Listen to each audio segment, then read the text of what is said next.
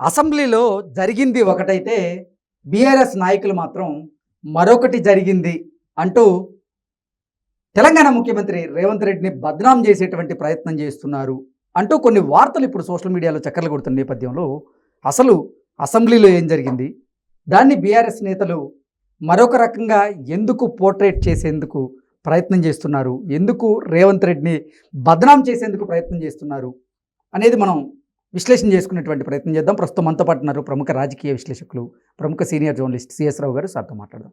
Sir, hi sir. Hello. Telangana అసెంబ్లీలో జరిగింది ఒకటైతే బీఆర్ఎస్ నాయకులు మరొకలాగా దాన్ని పోర్ట్రేట్ చేసేటువంటి ప్రయత్నం చేస్తూ రేవంత్ రెడ్డి గారిని బద్నాం చేసేటువంటి ప్రయత్నం చేస్తున్నారు అంటూ కొన్ని వార్తలు వస్తూ ఉన్నాయి. ఇంతకీ తెలంగాణ అసెంబ్లీలో జరిగింది ఏంటి, దాన్ని బీఆర్ఎస్ నేతలు ఎలా పోర్ట్రేట్ చేస్తున్నారు, ఎందుకు అసలు రేవంత్ రెడ్డి గారిని బదనాం చేయాలని ప్రయత్నం చేస్తున్నారు అంటే ఏం చెప్తారు? ఇప్పుడు మనకు ఏదైనా ఆరోపణలు చేసేటప్పుడు కానీ విమర్శలు చేసేటప్పుడు కానీ దానికి ఒక నిర్మాణాత్మకమైనటువంటి ఒక ప్రక్రియ అయితే ఉండాలి. ఓకే. అసలు ఏమీ లేని చోట ఉన్నట్టు క్రియేట్ చేసి ఎదుటి వాళ్ళని బద్నాం చేయాలనుకుంటే ప్రజాక్షేత్రంలో ఎవరైతే ఆ ప్రయత్నం చేస్తారో వాళ్ళ పరువు పోతుంది. ఇప్పుడు జరిగింది అదే. తెలంగాణ అసెంబ్లీలో ఏం జరిగింది, రేవంత్ రెడ్డి ఏం మాట్లాడారు, అసలు ఎందుకు కేటీఆర్ దాన్ని ఇంకొక రకంగా తీసుకెళ్తున్నారు, అసలు ఆయన అన్నది ఏంటి, మీ అనుకున్నటువంటి అక్కల్ని నమ్మితే మీరు జేబీఎస్ బస్టాండ్లో ఉండాలి అని అన్నారు. అంతే కదా. వెనకుంది ఎవరు, సబితా ఇంద్రారెడ్డి, సునీతారెడ్డి, ఇదే కదా, వీళ్ళ గురించే కదా అని అంది. దీన్ని కేటీఆర్ చాలా నైస్గా మ్యానిపులేషన్ చేయడంలో కానీ మైండ్ గేమ్ ఆటంలో కానీ రాజకీయంగా కేటీఆర్ని మించిన వాళ్ళు, కల్వకుంట్ల ఫ్యామిలీని మించిన వాళ్ళు లేరు అనేది ఉద్యమకారులు అనేక సందర్భాల్లో చెప్పారు, మనం చెప్పడం కాదు. దాన్ని ఏ విధంగా దాన్ని మార్చేశాడు, తెలంగాణలో ఉండేటువంటి ఆడపడుచులందరినీ ఆయన కించపరుస్తూ మాట్లాడాడు అనే యాంగిల్లో తీసుకెళ్లేటువంటి ప్రయత్నం చేశారు. తెలంగాణ ఉండేటువంటి ఆడపడుచులందరినీ ఎందుకన్నాడు రేవంత్ రెడ్డి? అసెంబ్లీలో లైవ్ ఉంది కదా, లైవ్ నడుస్తుంది కదా, కొన్ని లక్షల మంది చూస్తున్నారు కదా లైవ్.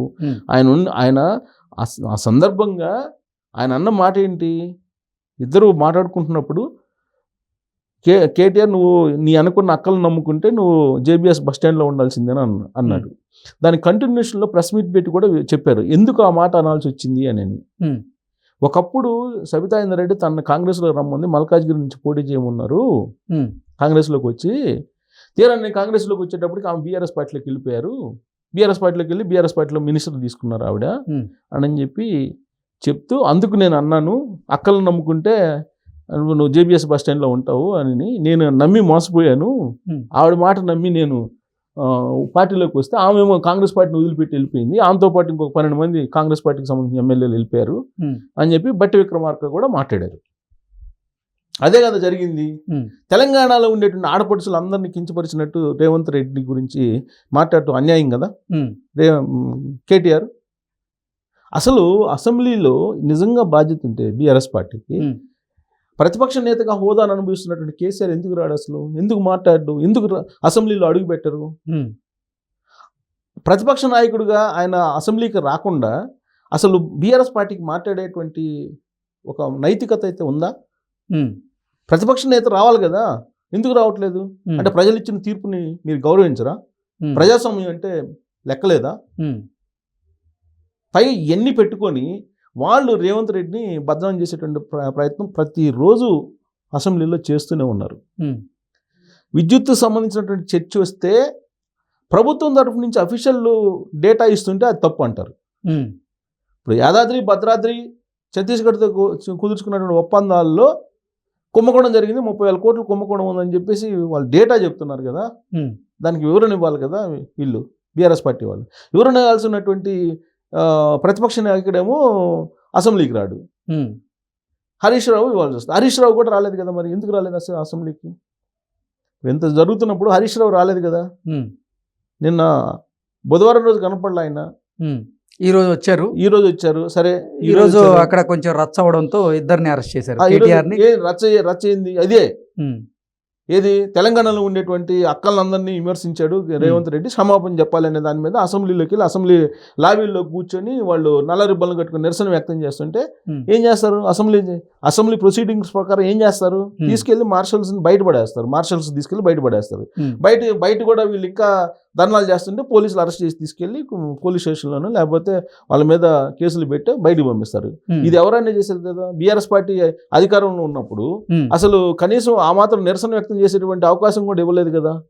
ఎవరు ప్రభుత్వాన్ని ప్రభుత్వ విధానాలని విమర్శిస్తున్నారో వాళ్ళని అసలు అణగదొక్కారు కదా. అవును, అసలు వెల్ దగ్గరికి కూడా రానివ్వలేదు కదా వాళ్ళు. ఇప్పుడు వెల్లోకి వచ్చి స్పీకర్ ఎదుట నినాదాలు చేసి చప్పట్లు కొట్టి వాళ్ళు నానా రబ్స్ చేశారు కదా అసెంబ్లీలో. మరి అంత చేసినా కానీ వీళ్ళు సంయమనం పాటించి ఇప్పుడు ఆల్రెడీ మాట్లాడి ఎవరెవరు ఎంత సమయం మాట్లాడారు అనేది కూడా బయట పెట్టాడు రేవంత్ రెడ్డి ప్రెస్ మీట్లో. ఇప్పుడు ఆయన బట్టి విక్రమార్క కానీ రేవంత్ రెడ్డి కానీ లేదా కోమటిరెడ్డి వెంకటరెడ్డి కానీ వీళ్ళు మాట్లాడిన దానికన్నా కూడా ఎక్కువ సమయం హరీష్ రావును కేటీఆర్ మాట్లాడటానికి ఇచ్చారు as per the assembly data. మరి ఇంత ప్రజాస్వామ్యతంగా అసెంబ్లీ నడుపుతుంది. గతంలో మరి 10 సంవత్సరాల పాటు అధికారంలో ఉన్నారు కదా బీఆర్ఎస్ పార్టీ, టీఆర్ఎస్ కానీ బీఆర్ఎస్ కానీ. మరి ఈ 10 సంవత్సరాల్లో ఎవరినైనా ప్రతిపక్షంలో ఉండేటువంటి వాళ్ళని మాట్లాడినిచ్చారా వీళ్ళు? మాట్లాడలేదు కదా. ఇది అందరికీ తెలిసినటువంటి నగ్న సత్యం కదా. ఇది ప్రత్యేకంగా మనం చెప్పాల్సిన అవసరం లేదు, అందరికీ గుర్తుండే ఉంటుంది ఇది అంతా కూడా. సో ప్రతిదీ కూడా ఇప్పుడు రేవంత్ రెడ్డి అధికారంలోకి వచ్చి 7 నెలలు అవుతుందండి, 7వ నెల ఇది. ఈ 7 నెలల్లో అతను ఇచ్చినటువంటి 6 హామీల్లో ఉచిత బస్సు అనేది ఇంప్లిమెంట్ చేశారా? గ్యాస్ సిలిండర్ సంబంధించినటువంటి ప్రాసెస్ జరుగుతుందా? తర్వాత రుణమాఫీ 1,50,000 వరకు రుణమాఫీ చేశారా? చేశారు కదా. ఇంకా ఏంటి, ఇంకా అన్ని వరుసగా ఇచ్చినటువంటి హామీలన్నింటినీ ఒక్కోదాన్ని చేసుకుంటూ వెళ్తున్నారు కదా. అన్నీ ఒకేసారి చేయాలని అంటే అసలు ఆల్రెడీ ఓటుకుండా వదిలిపెట్టి వచ్చారు. ఇక్కడ ఏదో లంకి బిందులు ఉన్నాయి అనుకుంటే అని చెప్పేసి రేవంత్ రెడ్డి చెప్పారు కదా. 5 లక్షల కోట్లు అప్పు చేసి వెళ్ళిపోయారు వీళ్ళు అని చెప్పి ఆయన బడ్జెట్లోనే చెప్పారు కదా. మరి అప్పుడు మిగులు బడ్జెట్ తోటి ఉన్న రాష్ట్రాన్ని అప్పు చెప్తే బీఆర్ఎస్ పార్టీకి కేసీఆర్ సీఎంగా ఆయన ఏం చేశాడు? ఆయన తెలుగుదేశం పార్టీని నుంచి ఎమ్మెల్యేలు లాక్కోవటం, కాంగ్రెస్ పార్టీ నుంచి ఎమ్మెల్యేలు లాక్కోవటం, ఇవే కదా ఆయన చేసింది. రియల్ ఎస్టేట్ వ్యాపారం చేశారు. రియల్ ఎస్టేట్ అదేమంటే అసెంబ్లీ లోపల నేను రియల్ ఎస్టేట్ భూముల ధరలు పెంచాను, నా ప్రభుత్వం కారణంగా పెరిగిందని చెప్పి ఆయన చెప్తాడు. ఆయన చెప్పేది అదే కదా. 2023 ఎన్నికల ముందు కూడా అదే చెప్పాడు కదా. 1 ఎకరం హైదరాబాద్లో అమ్ముకుంటే 100 ఎకరాలు ఆంధ్రప్రదేశ్లో వస్తుంది. ఒకప్పుడు ఆంధ్రప్రదేశ్లో 1 ఎకరం అమ్మితే ఇక్కడ 3-4 ఎకరాలు వచ్చేది. ఇదే కదా, ఇదే డెవలప్మెంట్ కింద చెప్పాడు. దాన్ని తిరస్కరించారు తెలంగాణ సమాజం. ఒకప్పుడు అందరూ బతికేటువంటి తెలంగాణని ఇవాళ కొంతమంది బతికే తెలంగాణగా మార్చేశాడు కేసీఆర్. ఒక మాటలో చెప్పాలంటే అదే అభివృద్ధి. అది కాదు కదా, అది కాదు అభివృద్ధి, మాకు అలాంటి అభివృద్ధి వద్దు అని చెప్పే కదా తిరస్కరించి కింద కూర్చోబెట్టింది, ప్రతిపక్షంలో కూర్చోబెట్టింది. పోనీ ప్రతిపక్షంగా నాయకుడిగా నువ్వు వస్తున్నావు అంటే రావట్లేదు కదా. ప్రతిపక్ష నాయకుడిగా వచ్చి నువ్వు చెప్పాలి కదా.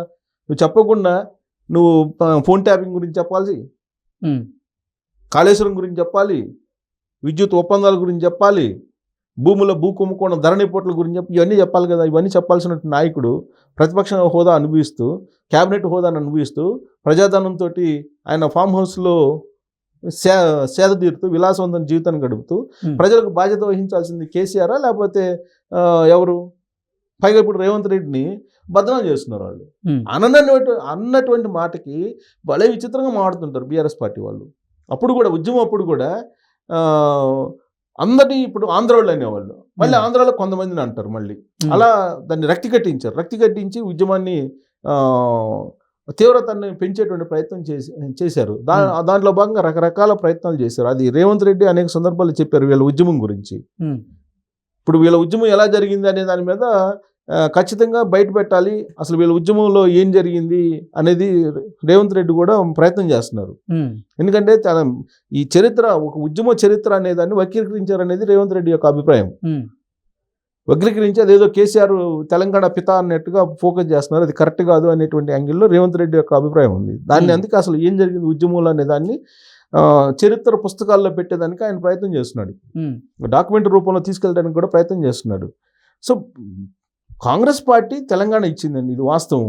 నేను ఢిల్లీలో ఉన్నప్పుడు రిపోర్టింగ్, కాంగ్రెస్ పార్టీ సోనియా గాంధీ తెలంగాణ ఇచ్చింది, కేసీఆర్ ఉద్యమం చేసిన కారణంగా ఇచ్చిందని చెప్పి వాళ్ళు చెప్పుకొని ఉండొచ్చు. కానీ ఆవిడ మేనిఫెస్టోలో పెట్టారు, మేనిఫెస్టోలో పెట్టి ఇవ్వాలనుకున్నారు. 2014లోనే ఇవ్వాలనుకున్నారు అసలు ఆవిడ. 2009లోనే ఇవ్వాలనుకున్నారు. ఆ రోజున రాజశేఖర రెడ్డి అడ్డుపట్టడం కారణంగా అది అప్పుడు తాత్కాలికంగా వాయిదా పడింది అనే సంగతి కూడా కాంగ్రెస్ పార్టీకి సంబంధించిన పెద్దలను అడిగితే ఎవరినైనా చెప్తారు. 2014కి వచ్చేటప్పటికి రాష్ట్రాన్ని ఇచ్చింది ఎవరంటే సోనియా గాంధీ ఇచ్చింది. సోనియా గాంధీ ఇచ్చినటువంటి రాష్ట్రంలో ఇవాళ కేసీఆర్ లేకపోతే రేవంత్ రెడ్డి అసలు ముఖ్యమంత్రి కాడని చెప్పి కేటీఆర్ అంటాడు. 2014లో సోనియా గాంధీ ఇస్తే వీళ్ళందరూ పోయి సోనియా గాంధీ కాళ్ళ మీద పడి కృతజ్ఞత తెప్పి ఆయనతోటి ఫోటోలు తీయించుకున్నారు కదా. ఇదే టీఆర్ఎస్ పార్టీని కాంగ్రెస్ పార్టీలో విలీనం చేస్తామని చెప్పారు కదా. అదే కాంగ్రెస్ పార్టీని మళ్ళీ ఇక్కడ లేకుండా 10 సంవత్సరాల పాటు చేశారు కదా. మరి ఇవన్నీ వాస్తవాలు కదా చరిత్ర. మరి దీన్ని వక్రీకరిస్తూ రేవంత్ రెడ్డిని బదనాం చేసే ప్రయత్నం చేస్తే కరెక్ట్ కాదు కదా. అసలు సబితా ఇంద్రారెడ్డిని కానీ సునీతా రెడ్డిని కానీ ఎవరు అన్నారు? రేవంత్ రెడ్డి వాళ్ళిద్దరి గురించి అంది. వాళ్ళిద్దరూ కాంగ్రెస్ పార్టీలో మొదటి నుంచి ఉన్నారు. వాళ్ళు కాంగ్రెస్ పార్టీలో చేవేళ్ల చెల్లెమ్మగా మంత్రి పదవి నిర్వహించారు. రాజశేఖర రెడ్డి గవర్నమెంట్లో ఆవిడకున్నటువంటి ప్రాధాన్యత ఎవరికి ఇవ్వాల, హోంమంత్రి చేశారు. మరి అలాంటి కాంగ్రెస్ పార్టీని వీడి వెళ్ళిపోయి ఆడ మినిస్టర్ పదవి తీసుకుంది కదా, రాజీనామా కూడా చేయకుండా కాంగ్రెస్ పార్టీకి అప్పట్లో. మరి అందుకే వాళ్ళని నమ్ముకుంటే నువ్వు జేబీఎస్ బస్ స్టాండ్లో ఉంటావు అని చెప్పి కేటీఆర్ అన్నాడు. కేటీఆర్ అంటే అన్నది కేటీఆర్ని. కేటీఆర్ ఏం చేశాడు, ఇలా ఈ యాంగిల్లో తిప్పేసి లేడీస్ని రెచ్చగొట్టే ప్రయత్నం చేస్తున్నారు. మొన్న కూడా రీసెంట్గా కూడా నిరుద్యోగులు అని చెప్పి ఆల్రెడీ జాబ్ క్యాలెండర్ పాటిస్తున్నాడు రేవంత్ రెడ్డి. ఇంకొక వైపు ఏంటి, యూనివర్సిటీలో కొంతమందిని బీఆర్ఎస్ పార్టీ వాళ్ళని రెచ్చగొట్టేసి వాళ్ళకేదో కొంత ఫండింగ్ చేసేసి ఆడేదో ఉద్యోగాలకు సంబంధించినటువంటి డిస్ప్యూట్ ఉన్నట్టుగా ఒక దాన్ని క్రియేట్ చేసేసి దాన్ని ఏదో పెద్ద ఉద్యమం తీసుకురావాలని ప్రయత్నం చేశారు అనేది అందరికీ తెలిసినటువంటి విషయమే. దాని మీద భిన్నాభిప్రాయాలు ఉన్నాయి. సో ఇలాంటివన్నీ కూడా తెలంగాణ సమాజానికి, తెలంగాణ అభివృద్ధికి మంచిది కాదు. ఉన్నది ఏదైనా సరే ఉన్నట్టు మాట్లాడితే ఓకే.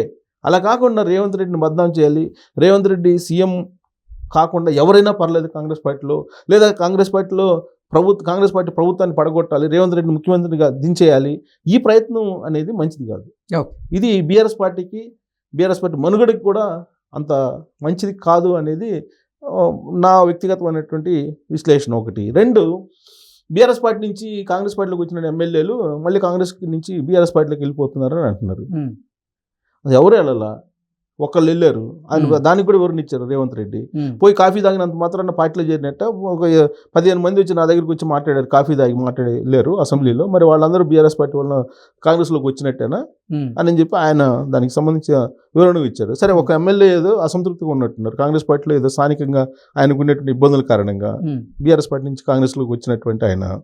సో ఆయనంత మాత్రం చేత బీఆర్ఎస్ పార్టీ ఎమ్మెల్యేలని అలానే ఉంచుకోగలదా, గెలిచినటువంటి ఎమ్మెల్యేలని? అంటే అలాంటి పరిస్థితి లేదు కదా ఇప్పుడు. అలాంటి పరిస్థితి లేదు, ఉంటుందని చెప్పి కూడా చెప్పలేని పరిస్థితుల్లో బీఆర్ఎస్ పార్టీ ఉంది. సో ఇలాంటి పరిస్థితుల్లో రేవంత్ రెడ్డి ఒక రకంగా చెప్పాలంటే గత ప్రభుత్వంతో పోల్చుకుంటే ప్రజాస్వామ్యయుతంగా అతని పరిపాలన వెళ్తూ ఉంది. దాన్ని బదనాం చేసి, దాన్ని ఏదో గందరగోళం చేసేసి, దాన్ని గగ్గోలు పెట్టిస్తే కనుక సమాజానికి నష్టం, తెలంగాణ సమాజానికి నష్టం. తెలంగాణ సమాజానికి నష్టం కలిగించాలనుకుంటే ఇదే పద్ధతిలో వాళ్ళు వెళ్తే కనుక రేవంత్ రెడ్డి అయితే ఊరుకున్నట్టుగా చెప్పాడు కదా. రేవంత్ రెడ్డి ఒక వార్నింగ్ కూడా ఇచ్చారు, అనర్హత వేటు వేసే ప్రమాదం కూడా ఉంది, మేము అనర్హత వేటు వేయకుండా ఉండలేము ఇహన అని చెప్పి అన్నాడు. అంటే నెక్స్ట్ స్టెప్ ఏ విధంగా ఉండబోతుంది అనేది ఒక హెచ్చరిక చేశాడు.